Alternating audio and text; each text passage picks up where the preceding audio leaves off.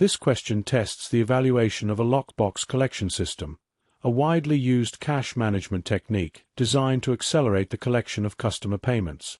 A lockbox system reduces the time required for checks to be processed and deposited, allowing the company to invest the cash sooner and earn additional interest. To determine whether the system is worthwhile, compare the annual interest benefit from faster collections with the annual operating cost charged by the bank. The company receives 2,500 checks per day. Average check amount equals $600.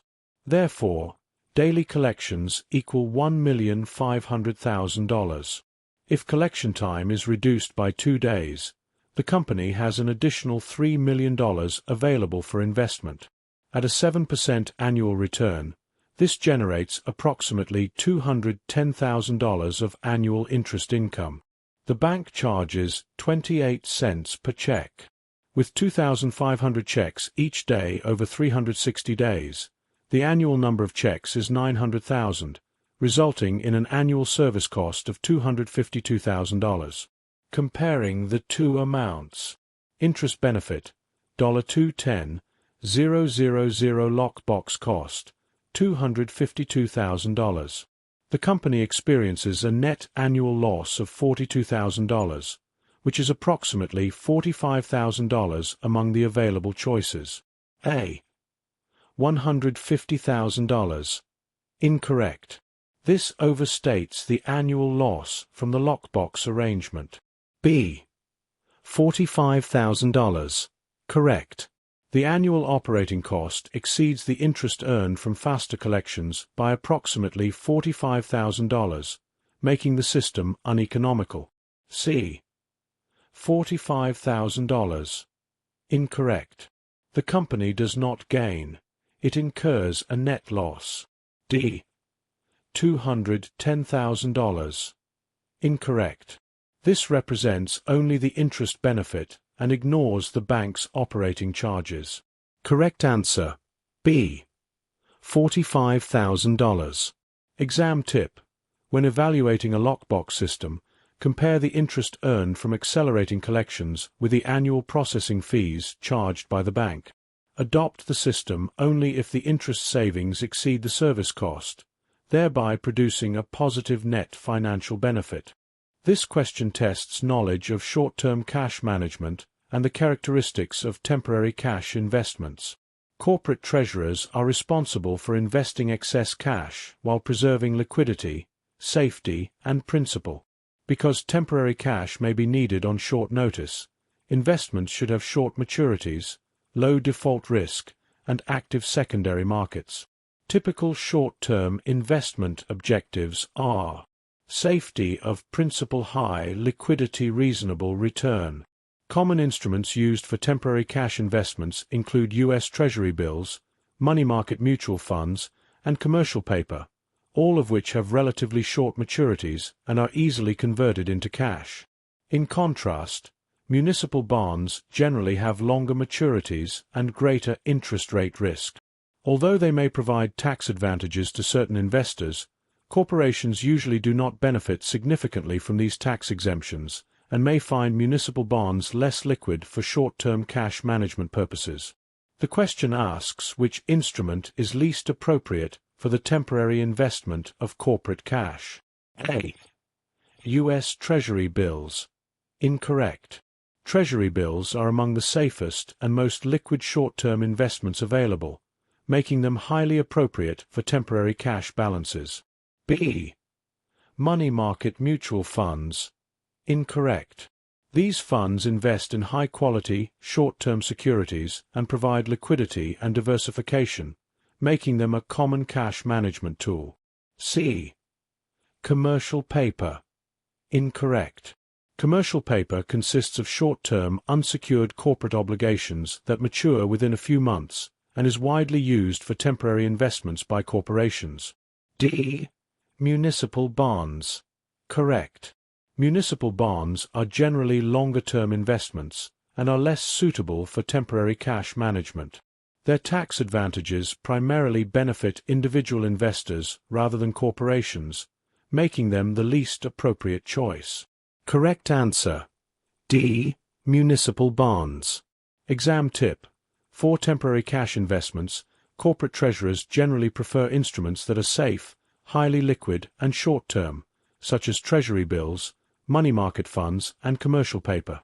Municipal bonds are typically less suitable because of their longer maturities and limited advantages for corporate investors. This question tests understanding of the characteristics of U.S. Treasury bills, T-bills, one of the most widely used short-term money market instruments. Treasury bills are issued by the U.S. government and are considered among the safest investments because they are backed by the government's full faith and credit. Students should remember several important features of Treasury bills. They are short-term securities, typically maturing in 1 year or less. They are zero-coupon securities, meaning they do not make periodic interest, coupon payments. Instead, they are sold at a discount and mature at face value. They have virtually no default risk, making them a common benchmark for the risk-free rate in finance. The interest earned is subject to federal income tax but is generally exempt from state and local income taxes. The question asks which statement best describes these characteristics. A. They have no coupon rate, no interest rate risk, and are issued at par. Incorrect. Treasury bills have no coupon rate, but they are issued at a discount rather than at par. In addition, although their interest rate risk is low due to short maturities, it is not completely absent before maturity. B. They have an active secondary market, 1 to 24-month maturities, and monthly interest payments. Incorrect.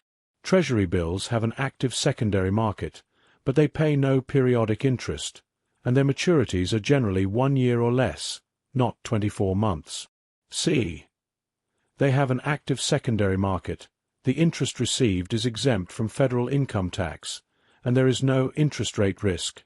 Incorrect.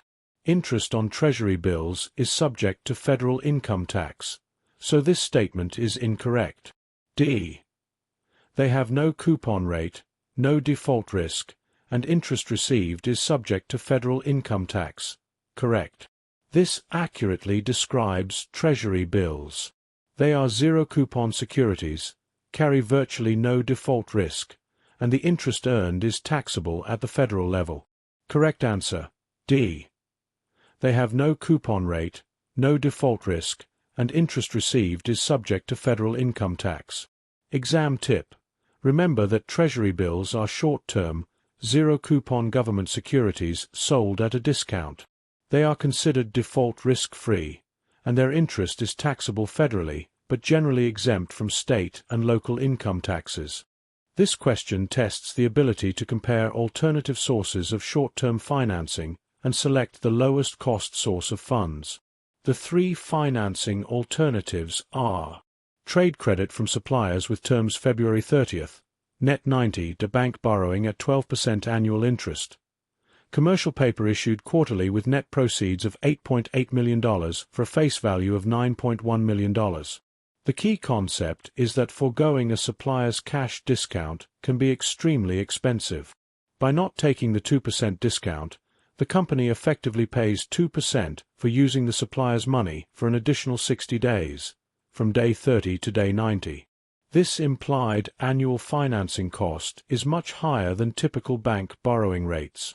Commercial paper also involves a financing cost because investors pay $8.8 million today, but receive $9.1 million at maturity 3 months later. The implied annual cost is also relatively high because the company receives less than the amount it must repay. Comparing the 3 alternatives, bank borrowing at 12% is clearly the least expensive source of short-term financing. A. The trade discount, because it provides the lowest cost of funds.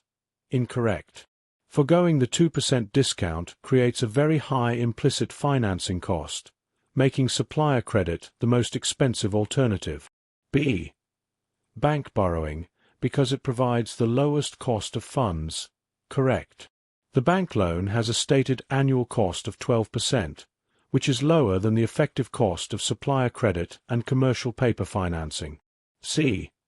Commercial paper, because it provides the lowest cost of funds. Incorrect. Because the company receives only $8.8 million, but repays $9.1 million after 1 quarter, the implied annual financing cost exceeds the bank borrowing rate. D. The costs are so similar that the decision is a matter of convenience. Incorrect. The financing costs differ significantly, so cost, not convenience, should drive the decision. Correct answer. B. Bank borrowing, because it provides the lowest cost of funds. Exam tip. When comparing short-term financing alternatives, always evaluate the effective annual financing cost. Foregoing trade discounts is often the most expensive financing source, while bank borrowing may be preferable if its interest rate is lower than the implicit cost of supplier credit or commercial paper.